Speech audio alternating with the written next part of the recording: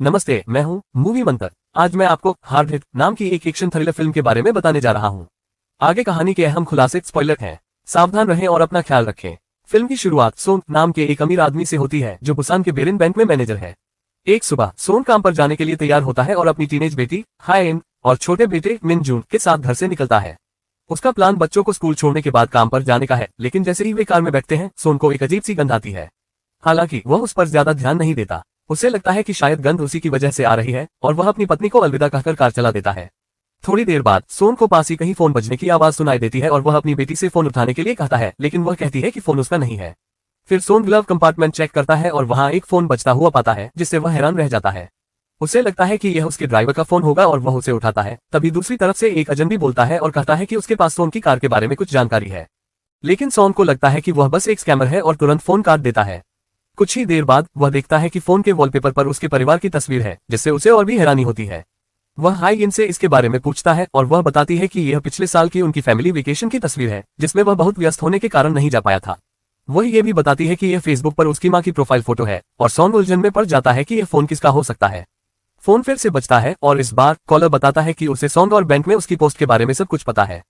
फिर वह एक चौंकाने वाली बात बताता है कि उसने उनकी सीटों के नीचे एक प्रेशर सेंसिटिव बम लगाया है और अगर कोई भी वहां से निकलने की कोशिश करता है तो गाड़ी में धमाका हो जाएगा। लेकिन सोन को लगता है कि यह कोई भद्दा मजाक है और वो फोन काट देता है। थोड़ी देर बाद सोन एक गैस स्टेशन पहुंचता है और जैसे ही वह अपनी कार से बाहर निकलने वाला होता है, उसे एक और फोन आता है। कॉलर पूछता है कि क्या उसने कार में कोई अजीब सी गंध महसूस की है, जिससे बैंकर डर जाता है। वह आदमी बताता है कि वह सोन पर नजर रख रहा है और उसे गाड़ी से बाहर न निकलने की चेतावनी देता है, वरना उसके बच्चे कुछ ही सेकंड में मारे जाएंगे। तभी गैस स्टेशन का एक कर्मचारी आता है और सोन से गाड़ी से बाहर निकलकर उसमें तेल भरवाने के लिए चिल्लाने लगता है, लेकिन डरा हुआ सोन उस कर्मचारी को कुछ पैसे देता है और टैंक भरने के लिए कहता है। इसके बाद सोन गाड़ी चलाना जारी रखता है और कॉलर के कहने पर अपनी सीट के नीचे हाथ लगाता है, जहां उसे सच में एक बम मिलता है, जिसे देखकर वह बुरी तरह डर जाता है। कॉलर बताता है कि उसके पास डेटोनेटर है और अगर उन्होंने पुलिस को बुलाया तो वह बम धमाका कर देगा। डरा हुआ सोन पूछता है कि उसे क्या चाहिए और कॉलर अपने अकाउंट में 1.7 बिलियन वॉन ट्रांसफर करने और 960 मिलियन वॉन कैश देने की मांग करता है। सोन कहता है कि उसके पास इतने पैसे नहीं हैं, लेकिन कॉलर जोर देकर कहता है कि इतने बड़े बैंक का मैनेजर होने के नाते उसके लिए जरूरी पैसे इकट्ठा करना मुश्किल नहीं है। इसके कुछ ही देर बाद वे बच्चों के स्कूल के सामने पहुंचते हैं और मिन जून के दोस्त उससे मिलने के लिए कार के पास आते हैं, लेकिन सोन जल्दी से अपने बेटे से कहता है कि वह बाहर न जाए। शायद उसे यह बात पहले ही कह देनी चाहिए थी। वह बच्चों को वहां से भगा भी देता है। उसके बच्चों को समझ नहीं आता कि क्या हो रहा है, इसलिए कॉलर बैंकर को सच बोलने के लिए मजबूर करता है। फिर सोन बच्चों को हिचकिचाते हुए बताता है कि किसी ने उनकी सीटों के नीचे बम रख दिया है, जिससे वे घबरा जाते हैं। थोड़ी देर बाद सोन को अपने साथी का फोन आता है, जो बहुत घबराया और डरा हुआ होता है। पता चलता है कि उसे भी उसी अजनबी का फोन आया है, जिसने उसकी कार के नीचे बम रखा है और पैसे की मांग कर रहा है। इसलिए सोन उसकी लोकेशन पूछता है और जल्द ही वहां पहुंचकर अपने साथी से मिलता है। वह देखता है कि उसके साथी की पत्नी भी कार में है, लेकिन वह वहां से जाना चाहती है क्योंकि उसके लिए यह दिन बहुत जरूरी है। उसे बम की धमकी पर यकीन नहीं होता, इसलिए सोन उससे शांति से बात करता है और उसे अभी वहीं रुके रहने के लिए कहता है, जिसके लिए वह हिचकिचाते हुए मान जाती है। इसी बीच एक आदमी पास आता है और सोन पर चिल्लाता है क्योंकि वह रास्ता रोके हुए है। बैंकर माफी मांगता है और गाड़ी पार्क करने की जगह ढूंढने के लिए आगे बढ़ जाता है। उसी समय उसके साथी की पत्नी इंतजार करते करते थक जाती है, इसलिए वह कार से बाहर निकल आती है। तभी अचानक गाड़ी में धमाका होता है, जिससे वह महिला और उसका पति तुरंत मारे जाते हैं। वहां मौजूद सभी लोग, जिनमें सोन और उसका परिवार भी शामिल है, ये देखकर बुरी तरह डर जाते हैं और उन्हें एहसास होता है कि खतरा असली है। उसके बच्चे सदमे में आ जाते हैं और हालात तब और बिगड़ जाते हैं जब धमाके में धातु का एक टुकड़ा मिन जून के पैर में घुस जाता है, जिससे उसका बहुत खून बहने लगता है। मिन जून दर्द से चिल्लाने लगता है, जिससे सोन बुरी तरह घबरा जाता है। कॉलर फिर से पैसे की मांग करता है और अपने बेटे की ऐसी हालत देखकर सोन मजबूरी में पैसे देने के लिए तैयार हो जाता है। वह विनती करता है कि उसे पहले अपने बेटे को अस्पताल ले जाना होगा, लेकिन कॉलर कहता है कि उसे लड़के की जान की कोई परवाह नहीं है। हालात और खराब तब हो जाते हैं जब कॉलर अपनी मांग बढ़ा देता है और जोर देता है कि सोन को अपने मरे हुए साथी का हिस्सा भी चुकाना होगा। ये सुनकर बैंकर दलील देता है कि इतनी बड़ी रकम निकालने से बैंक में शक पैदा होगा, लेकिन कॉलर बताता है कि उसे पहले से ही पता है कि सोन के ऑफशोर अकाउंट में कितने पैसे हैं। इसके बाद सोन अपने जूनियर को फोन करता है और उसे बताता है कि उसे निवेश का एक नया मौका मिला है। वह अपने जूनियर से कहता है कि वह तुरंत अपने वीआईपी क्लाइंट्स को अच्छे इंटरेस्ट रेट पर इन्वेस्ट करने के लिए मनाए। उसका जूनियर ऐसा करता है और कुछ क्लाइंट्स से बात भी करता है, लेकिन फिर भी जमा हुआ पैसा कॉलर की जरूरतों को पूरा करने के लिए काफी नहीं होता। परेशान होकर सोन अपने जूनियर से वीआईपीएस की लिस्ट भेजने को कहता है ताकि वह उनसे खुद बात कर सके। बाद में सोन उनके सबसे जरूरी क्लाइंट से बात करता है और उसे यह समझाने की कोशिश करता है कि यह जिंदगी में एक बार मिलने वाला इन्वेस्टमेंट का मौका है। महिला को इसमें दिलचस्पी होती है और वह बताती है कि उन्होंने हाल ही में जमीन का एक टुकड़ा भी बेचा है, लेकिन कोई भी फैसला लेने से पहले उसे अपने पति से सलाह लेनी होगी। सॉन्ग जोर देने लगता है कि यह काम तुरंत होना चाहिए, लेकिन महिला को यह बात अजीब लगती है और वह तुरंत कोई फैसला लेने से मना कर देती है। इसके बाद कॉलर जोर देकर कहता है कि वे पहले कैश लेंगे और सॉन्ग को अपनी पत्नी को फोन करके पैसे लाने के लिए कहता है। कोई और चारा न होने पर सॉन्ग तुरंत अपनी पत्नी को फोन करता है और उससे बैंक से सारे पैसे निकालकर एक जगह पर लाने के लिए कहता है।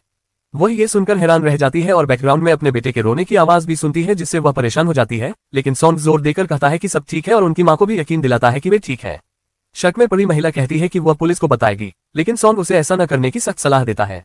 फिर वह अपनी पत्नी से अपनी बात मानने की गुजारिश करता है और आखिरकार वह मान जाती है।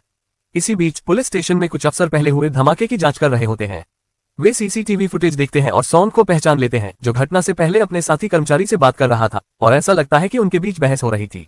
वे ये भी देखते हैं कि धमाके से ठीक पहले सॉन्ग वहां से हट जाता है, जिससे पता चलता है कि उसे इसके बारे में पहले से ही पता था। इसलिए वे सॉन्ग को ही दोषी मान लेते हैं, ये सोचते हुए कि उसने बिजनेस की किसी दुश्मनी की वजह से अपने साथी कर्मचारी को मार डाला होगा। हालांकि यह सोचना थोड़ा ज्यादा ही अंदाजा लगाना होगा, क्योंकि फुटेज में उसे ग्रेनेड फेंकते हुए साफ तौर पर नहीं देखा गया था। इसके कुछ ही देर बाद सॉन्ग बैंक के सामने पहुंचता है और देखता है कि उसकी पत्नी भी वहां आ गई है, लेकिन वह एक दोस्त को भी साथ लाए है, जिससे वह परेशान हो जाता है।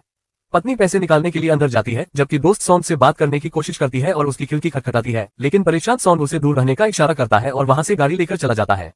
पैसे निकालने के बाद सॉन्ग अपनी पत्नी से कहता है कि वह बैग को मेलबॉक्स के सामने रख दे, जैसा कि कॉलर ने कहा था। वह ऐसा करती है, लेकिन जल्द ही बताती है कि एक लंबा आदमी उसकी तरफ आ रहा है और उसे अजीब तरह से घूर रहा है। सॉन्ग तुरंत वहां पहुंचता है और अपनी पत्नी से तुरंत वहां से चले जाने को कहता है। हालांकि जब वह पहुंचता है तो पुलिस उसकी पत्नी की मदद से उस आदमी को पहले ही गिरफ्तार कर चुकी होती है। ये देखकर सॉन्ग राहत की सांस लेता है कि वह और उसका परिवार आखिरकार सुरक्षित है, लेकिन उसे तब बहुत डर लगता है जब कॉलर अभी भी फोन पर होता है और उससे कहता है कि पुलिस से संपर्क करके उन्होंने बहुत बड़ी गलती की है। फिर वह धमाके के लिए काउंटडाउन शुरू करता है और सॉन्ग और उसके बच्चे सबसे बुरे हालात के लिए तैयार हो जाते हैं, लेकिन गाड़ी के बजाय भीड़ भाड़ वाली सड़क के बीचों बीच मेलबॉक्स में धमाका होता है।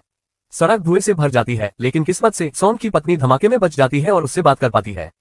इसके बाद घबराया हुआ सॉन्ग वहां से गाड़ी लेकर भागता है, जबकि कॉलर उससे हर हाल में पैसे देने की मांग करता है। उसी समय पुलिस एक और सीसीटीवी फुटेज देखती है और पाती है कि सॉन्ग एक बार फिर धमाके वाली जगह पर मौजूद था। उन्हें लगता है कि इन घटनाओं से उसका कोई न कोई संबंध जरूर है और वे उसे खोजने के लिए एक टीम भेजते हैं। इस बीच सॉन्ग अपने सहयोगी को फोन करता है, लेकिन पता चलता है कि वह काफी पैसे इकट्ठा नहीं कर पाया। सॉन्ग उस पर चिल्लाता है और कॉलर को बताता है कि उसके पास जो कुछ भी है वह उसे ट्रांसफर कर देगा और बच्चों को छोड़ने की गुहार लगाता है। हालांकि कॉलर कहता है कि जब तक उसे मांगी गई पूरी रकम नहीं मिल जाती, वह कोई सहयोग नहीं करेगा। हालात और भी खराब हो जाते हैं, क्योंकि मिनजून का काफी खून बह चुका है और वह बेहोश होने की हालत में है। सॉन्ग कॉलर से अपने बेटे को पहले अस्पताल जाने देने के लिए कहता है, लेकिन फिर भी वह आदमी जरा भी दया नहीं दिखाता। थोड़ी देर बाद एक पुलिस अधिकारी सॉन्ग के पास आता है और उससे बातचीत के लिए कार से बाहर निकलने को कहता है, लेकिन बैंकर मना कर देता है और अस्पताल की तलाश में तेजी से गाड़ी चलाकर भागने लगता है। इस वजह से पुलिस को कड़ा कदम उठाना पड़ता है और वे उसे पकड़ने के लिए कई पुलिस गाड़ियां और यहां तक कि हेलीकॉप्टर भी तैनात करते हैं। इसके बाद पुलिस और सॉन्ग के बीच जबरदस्त पीछा करने का सिलसिला शुरू होता है, लेकिन आखिरकार वे उसे घेर लेते हैं और उसके पास भागने की कोई जगह नहीं बचती। एक अफसर आता है और सॉन्ग से कार से बाहर निकलने के लिए कहता है, लेकिन वह उन्हें बताता है कि सीटों के नीचे बम लगा है। कॉलर के दबाव में आकर वह ये भी कहता है कि अगर उन्होंने उसे जाने नहीं दिया तो वह अपने बच्चों के साथ बम धमाका कर देगा, जिससे अफसर हैरान रह जाते हैं। कुछ ही देर बाद एक बम निरोधक टीम पहुंचती है और मुख्य अफसर स्नाइपर्स को आदेश देते हैं कि जैसे ही उसके बच्चे कार से बाहर निकले वे सॉन्ग को गोली मार दें। एक महिला अफसर पास आती है और सॉन्ग से अपने बच्चों को छोड़ने की गुजारिश करती है, लेकिन वह हताश आदमी मना कर देता है और फिर फोन की ऑन कॉल स्क्रीन दिखाती है। अफसर स्थिति की गंभीरता को समझते हैं और उन्हें पानी की कुछ बोतलें और एक वॉकी टॉकी देते हैं ताकि वे सब कुछ सुन सकें। पुलिस के जाने के बाद सॉन्ग वॉकी टॉकी को फोन के पास रखता है और कॉलर से बात करने की कोशिश करता है, लेकिन दूसरी तरफ से कोई जवाब नहीं मिलता। फिर उसे कॉलर से एक टेक्स्ट मैसेज मिलता है जिसमें उसे वॉकी टॉकी बाहर फेंकने के लिए कहा जाता है। बेबस आदमी के पास कोई चारा नहीं बचता और वह उसे फेंक देता है, जबकि अफसर हैरान होकर देखते रह जाते हैं। सॉन्ग चारों ओर देखता है और उसे भीड़ दिखाई देती है जो उसे देख रही होती है, इसलिए उसे लगता है कि कॉलर आसपास ही होगा। वह कार का हॉर्न बजाता है और कॉलर की तरफ से भी हॉर्न की आवाज सुनाई देती है, जिससे पक्का हो जाता है कि वह आदमी आसपास ही है। कुछ ही देर बाद सॉन्ग को भीड़ में फोन पर बात करता हुआ एक आदमी दिखता है, लेकिन वह बेबस होकर बस देखता रह जाता है और अफसरों को भी कुछ नहीं बता पाता। फिर कॉलर उससे कहता है कि अगर उसने आम जिंदगी जी होती तो ये सब कभी नहीं हुआ होता। वह सॉन्ग से 6 साल पहले की अपनी हरकतों को याद करने के लिए कहता है, जब वह बारून बैंक में काम करता था, लेकिन इससे पहले कि वह कुछ और कह पाता, कॉल अचानक कट जाती है क्योंकि पुलिस ने उस इलाके के सभी सिग्नल ब्लॉक कर दिए होते हैं, जिससे कॉलर सॉन्ग से संपर्क नहीं कर पाता। इसके बाद अफसर उसका फोन मांगता है और सॉन्ग किडनैपर से मिले फोन के बजाय अपना पर्सनल फोन उन्हें दे देता है। बम स्क्वाड कार की जांच करने आता है और पता चलता है कि बम सिर्फ आगे की सीट के नीचे है, पीछे नहीं। इसका मतलब है कि बच्चे सुरक्षित हैं और मिन जून को आखिरकार मेडिकल इलाज के लिए ले जाया जाता है। हालांकि जब हे इन की बात आती है तो वह अपने पिता को अकेला छोड़ने में हिचकिचाती है।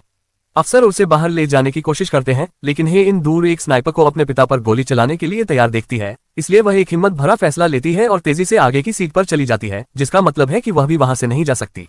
ये देखकर उसके पिता बहुत भावुक हो जाते हैं और पूछते हैं कि उसने ऐसा क्यों किया और उसे कैसे पता कि स्नाइपर राइफल क्या होती है, जिस पर हे इन जवाब देती है कि वह उन्हें मरने के लिए नहीं छोड़ सकती थी। इस बीच महिला अफसर पुलिस चीफ पर आरोप लगाती है कि उन्होंने स्नाइपर तैनात करके लड़की को डरा दिया है। हालांकि चीफ का तर्क है कि असली अपराधी सोन ही है, क्योंकि उसके फोन पर उस अजनबी के साथ कोई कॉल रिकॉर्ड नहीं मिला, जबकि उसने ऐसा दावा किया था। कुछ ही देर बाद जिनवू नाम का एक युवक आता है जो खुद को सोन का भाई बताता है और उससे बात करने की मांग करता है। पुलिस भी इसकी इजाजत दे देती है, क्योंकि उन्हें लगता है कि शायद वह सोन को अपनी बेटी को छोड़ने के लिए मना ले। जल्द ही जिनवू सोन के पास पहुंचता है और चौंकाने वाली बात बताता है कि वही कॉलर था। गुस्से में सोन उसे पकड़ लेता है, लेकिन जिनवू बम फोड़ने की धमकी देता है। वह कहता है कि उसे मरने से डर नहीं लगता, क्योंकि उसके पास खोने के लिए कुछ भी नहीं है और उन सभी को एक साथ धमाके में उड़ जाना चाहिए। ये सुनकर सोन घबरा जाता है और वादा करता है कि वह सारे पैसे ले आएगा। साथ ही उस आदमी से विनती करता है कि कम से कम उसकी बेटी को जाने दे। जिनवू हैरानी की बात है कि मान जाता है और कुछ समय के लिए बम को निष्क्रिय कर देता है, जिससे ये इन सुरक्षित रूप से गाड़ी से बाहर निकल पाती है। लेकिन फिर एक चौंकाने वाले मोड़ पर वह बताता है कि उसने पहले ही एक टाइम बम चालू कर दिया है और उसके फटने में सिर्फ 18 मिनट बचे हैं। वह कहता है कि वह इनको अपने साथ ले जा रहा है और अगर उसे तब तक पैसे नहीं मिले तो लड़की की जान चली जाएगी। इसके बाद जिनवू लड़की को लेकर चला जाता है और पुलिस कोई दखल नहीं देती, क्योंकि उन्हें लगता है कि वह परिवार का ही कोई सदस्य है। इस बीच परेशान सोन भी गाड़ी लेकर भागता है और पुलिस की कई गाड़ियां उसका पीछा करती हैं। दूसरी ओर उसकी पत्नी टीवी देख रही होती है और ये देखकर हैरान रह जाती है कि एक अजनबी आदमी खुद को सोन का भाई बता रहा है। वह तुरंत पुलिस को बताती है कि वह आदमी असल में उसका भाई नहीं है, लेकिन तब तक बहुत देर हो चुकी होती है, क्योंकि जिनवू उनकी नजरों से ओझल हो चुका होता है। इसके कुछ ही देर बाद सोन अपने सीनियर को फोन करता है और उनसे पैसे उधार देने की गुजारिश करता है, ये कहते हुए कि यह जिंदगी और मौत का मामला है, लेकिन वह आदमी साफ मना कर देता है। वह कहता है कि चूंकि सोन ने बिना इजाजत क्लाइंट से बड़ी रकम ली थी, इसलिए बैंक उसके खिलाफ धोखाधड़ी का केस दर्ज करेगा। इससे सोन निराश हो जाता है और अपनी पत्नी को फोन करके कहता है कि वह उसके सभी अकाउंट से पैसे कॉलर को वायर ट्रांसफर कर दे। फिर जिनवू सोन को फोन करके एक खास जॉब पर आने के लिए कहता है, जिससे सोन को 6 साल पहले की अपनी हरकतें याद आ जाती हैं। फ्लैशबैक से पता चलता है कि 6 साल पहले सोन बारून बैंक में एक आम कर्मचारी के तौर पर काम करता था। बैंक ने धोखेबाजी वाले मार्केटिंग तरीकों का इस्तेमाल करके केमिकल फैक्ट्री के कुछ कर्मचारियों को अपनी कंपनी में निवेश करने के लिए मनाया था। जब बाजार अचानक क्रैश हो गया तो कई निवेशकों की जीवन भर की कमाई डूब गई। इनमें एक गरीब गर्भवती महिला भी शामिल थी, जिसने अपनी सारी जमा पूंजी निवेश कर दी थी। हालांकि मदद करने के बजाय सोन ने सबूत मिटा दिए और धोखाधड़ी छिपाने में अपनी भूमिका के कारण बैंक की गलत हरकतों पर पर्दा डाल दिया। उसके सीनियर ने उसे ब्रांच मैनेजर बनाकर इनाम दिया। तब उस परेशान गर्भवती महिला ने सोन से गुहार लगाए और सलाह मांगी कि कम से कम उसका मूल निवेश प्रिंसिपल इन्वेस्टमेंट तो वापस मिल जाए, लेकिन उस लालची आदमी ने उसकी बात अनसुनी कर दी। पता चला कि वह गर्भवती महिला असल में जिनवू की पत्नी थी और अब वह अपने परिवार का बदला लेने आया है। अभी की बात करें तो जिनवू अपनी महंगी कार चला रहा है, तभी उसे किसी का फोन आता है कि उनके अकाउंट में अरबों वॉन जमा हुए हैं। जिनवू का कहना है कि ऐसा इसलिए हुआ क्योंकि उसने धोखाधड़ी करने वाले बैंक के खिलाफ केस किया और जीत गया, और अब सभी पीड़ितों के लिए नई जिंदगी शुरू करने का समय आ गया है। इसके कुछ ही समय बाद सोन उसी केमिकल फैक्ट्री के पास डॉक पर पहुंचता है, जहां बैंक को दोषी ठहराने वाले कई विरोध प्रदर्शन के पोस्टर लगे हैं। फिर उसे अपनी बेटी एक दूसरी गाड़ी में बंधी हुई और डरी सहमी हालत में मिलती है। सोन उससे माफी मांगता है और कहता है कि लालच में आकर उसने अपनी जिंदगी में कई बुरे काम किए हैं और अब वह उनकी सजा भुगत रहा है। इसी बीच जिनवू वहां पहुंचता है और सोन के साथ अगली सीट पर बैठ जाता है। बैंकर हुई सभी घटनाओं के लिए माफी मांगता है और सभी पीड़ितों के लिए लड़ने का वादा करता है, लेकिन जिनवू मना कर देता है और बताता है कि कैसे उसने और उसकी पत्नी ने बैरून बैंक के खिलाफ मुकदमा किया था। केस लड़ने के लिए उन्हें दूसरे बैंक से लोन लेना पड़ा, जिससे वे कर्ज के जाल में फंस गए। आखिरकार उसकी पत्नी ने अपने होने वाले बच्चे के साथ आत्महत्या कर ली और उसी पल उसने सब कुछ खो दिया। इसके बाद जिनवू सोन से कार को पानी में ले जाने के लिए कहता है ताकि वह उसकी बेटी के पास न फटे। सोन अनिच्छा से मान जाता है और कार को समुद्र में ले जाता है, लेकिन बम फटने से पहले ही कार पानी में डूब जाती है। जिनवू बेहोश हो जाता है और सोन उसे बाहर निकालने की कोशिश करता है, लेकिन कामयाब नहीं हो पाता। जल्द ही बम फट जाता है, लेकिन सोन धमाके से बच निकलता है और पुलिस उसे बचा लेती है। फिर वह अधिकारियों से जिनवू के बारे में पूछता है, लेकिन पता चलता है कि दुखद रूप से उसकी मौत हो चुकी है। इस घटना के बाद सोन अपनी जिंदगी बदलने और बेगुनाह पीड़ितों के लिए लड़ने का फैसला करता है। वह सबके सामने आकर उन सभी धोखाधड़ी वाले कामों को कबूल करता है जिनमें वह और बैंक शामिल थे। वह मानता है कि उसने असली सबूत नष्ट कर दिए थे, लेकिन दोषियों को सजा दिलाने के लिए उसकी गवाही ही काफी है। आखिरी सीन में सोन गाड़ी चला रहा होता है, तभी उसे अपने सीनियर का फोन आता है। सीनियर उसे ऐसा न करने की गुजारिश करता है और उसकी नौकरी वापस दिलाने का भी ऑफर देता है। हालांकि सोन फोन काट देता है और साफ कर देता है कि जब